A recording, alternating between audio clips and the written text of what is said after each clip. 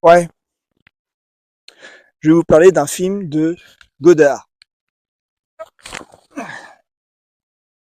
Un film qui s'appelle À bout de souffle. Bon, pourquoi je vais vous parler de ce film?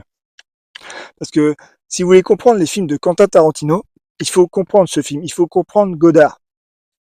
D'accord? Donc je vais vous expliquer le film À bout de souffle de Godard. Parce que voilà, Tarantino se clame qu'il est un disciple de Godard. Ce qui est vrai. Ce qui est vrai. Il fait comme lui, il fait des films comme lui. Bon, alors qu'est-ce qu'il faisait Godard? Bon, Godard, il faisait des films, on pourrait dire impressionnistes. C'est un impressionnisme, ça consiste en faisant shifter la lumière, à changer l'interprétation d'une œuvre, en décalant la lumière. Vous voyez? Mais bon, c'est ce que fait Godard. Que fait Godard quand il fait à bout de souffle? Quand il fait à bout de souffle, Godard, il écrit un script assez vague, sur un polar à l'américaine, ou un mec qui tue un flic et puis qui part en cavale. Bon, c'est un polar à l'américaine, mais en fait, il va pas filmer ça. Il va pas filmer ça. C'est à première vue, bon, il va raconter cette histoire, mais en fait, il va filmer autre chose en fait. Il va filmer la jeunesse des années 60 en France. Il va filmer ça en fait. Okay. C'est-à-dire, il va filmer par exemple Jean-Paul Belmondo. Alors Jean-Paul Belmondo, il est représentatif de la jeunesse française des années 60. C'est un jeune homme qui est désabusé, qui en a rien à foutre, qui a raté sa scolarité, qui a raté sa carrière de boxeur, qui a raté sa carrière d'acteur parce qu'il faisait du théâtre et ses profs lui disaient qu'il était nul. Donc voilà, Godard en fait, il va pas filmer un film de gangster en fait. Sur le script, il écrit une histoire de film de gangster. Et quand il va filmer en fait, il va filmer ses acteurs en fait. Il va filmer Jean-Paul Belmondo. Et c'est pour ça, voilà, il laisse tourner la caméra, il lui dit d'improviser, il ne le dirige pas. Donc voilà, il filme en fait Jean-Paul Belmondo. Il fait une espèce de télé-réalité en fait. Il filme la jeunesse des années 60. Et beaucoup de gens pensent voilà, que Godard a grandement contribué à mai 68 en fait, parce qu'il a montré une jeunesse qui se fait chier, une jeunesse voilà qui est désabusée, qui se fiche complètement de la dictature des écrans en fait, parce que ce que fait Godard finalement c'est un cinéma de résistance, il fait croire qu'il va filmer un script, une histoire, et en fait il filme complètement autre chose. C'est une espèce de cinéma guérilla en fait. Donc c'est ce que fait Godard, c'est-à-dire il décale son point de vue, et en fait il ne filme pas l'histoire du script, il filme, il analyse la société. Vous voyez? Il fait ça Godard. Et alors Tarantino, quand il parle de Godard, il dit que Godard filme la poésie derrière un script. Il parle de poésie derrière le script. Ça, il a pigé Godard. Il sait que Godard, voilà, ne filme pas ses scripts, il filme ce qu'il y a derrière, il filme autre chose. Vous voyez? Et Tarantino fait exactement la même chose. Il le dit, il s'en réclame, il déclare qu'il est un disciple de Godard. Alors Godard n'a jamais reconnu Tarantino comme un disciple, parce que voilà, Tarantino fait des films très putassiers, très spectaculaires, très capitalistes finalement. Mais voilà, mais Tarantino fait la même chose, c'est-à-dire il décale son point de vue, et en fait, il ne filme pas ses scripts, il filme autre chose, il filme un commentaire. Alors que fait Tarantino en fait? Tarantino, il fait un commentaire sur Hollywood. Il fait des films sur Hollywood, Tarantino. Donc quand il fait un film, alors son premier film c'était Reservoir Dog. C'est un commentaire sur Hollywood, Reservoir Dog. Qu'est-ce qu'il raconte dans ce film? À première vue, Reservoir Dog, c'est un film de gangsters. Voilà, c'est un casse qui tourne mal avec des gangsters. Voilà, c'est juste ça. Mais Tarantino, il va décaler son point de vue. Il va raconter autre chose. Ce qu'il va faire, en fait, il va déconstruire le stéréotype du gangster au cinéma. Tarantino, c'est un mec qui est moqueur. Il aime bien se moquer. Il aime bien se foutre de la gueule du monde. Il aime bien faire ça. Donc, dans Reservoir Dog, en fait, il va prendre des acteurs, il va les habiller super cool, en costard, en lunettes noires, là, super cool. Il va déconstruire le stéréotype du gangster. Parce qu'à Hollywood, le gangster est souvent éorisé. Je sais pas comment on dit, éorifié. Bon, à travers des acteurs comme Humphrey Bogart, James Cagney, Robert De Niro, Al Pacino, bon, vous voyez les gangsters cool, quoi. Bon, et Tarantino, en fait, il va prendre des acteurs comme ça, un petit peu à la ramasse, il va les ridiculiser. C'est-à-dire que les mecs, ils veulent avoir l'air cool, mais en fait, ils sont complètement débiles. C'est-à-dire, ils ont des noms de couleurs, parce qu'ils n'arrivent pas à retenir leur propre nom. Quand ils discutent dans la cafétéria, ils discutent de choses complètement inutiles, ils discutent pendant des plombes sur le pourboire, est-ce qu'il faut laisser un pourboire ou pas, et ils ont des discussions complètement inutiles. Ils passent pour des cons pendant tout le film.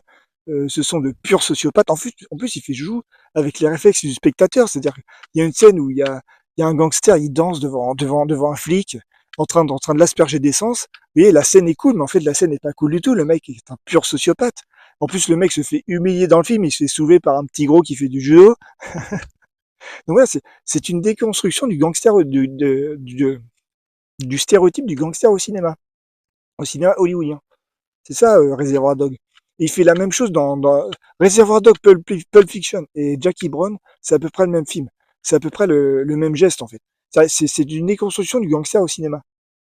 Par exemple, dans Pulp Fiction, il se fout de la gueule de John Travolta et de Samuel L. Jackson, qui jouent deux super tueurs, et qui se retrouvent dans le jardin de Tarantino, en t-shirt et en short, en train de se faire arroser au tuyau d'arrosage, par Tarantino lui-même, qui se fout de leur gueule. Voilà, il ne filme pas le script, en fait. Il filme autre chose derrière.